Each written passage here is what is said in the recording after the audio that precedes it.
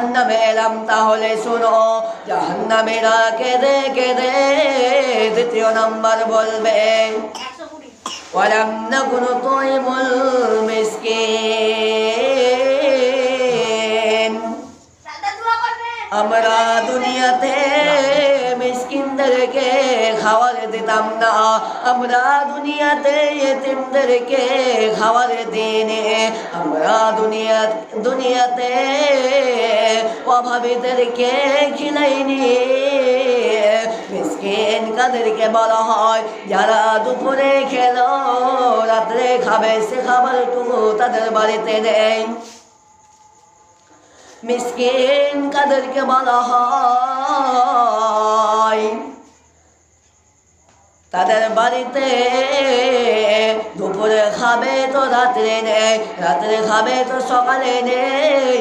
মানুষের কাছে চাইতে পারে না, মানুষের কাছে যারা লজ্জাতে চায় না, এদেরকে ইসলামিক পরিভাষায় মিসকিন বলা হয়।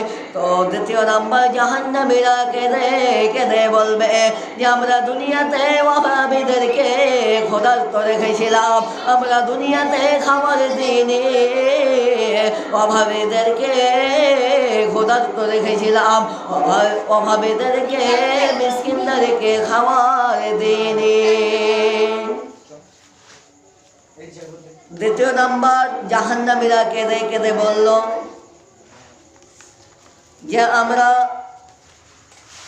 দুনিয়াতে মিসকিনদেরকে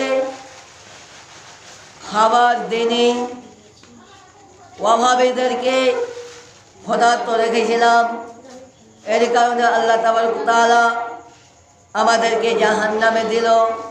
তাহলে যারা মিসকিনদেরকে খাওয়া দিবে না, এদেরকে আমার আল্লাহ তাবারক তাআলা জাহান্নামে দিবে।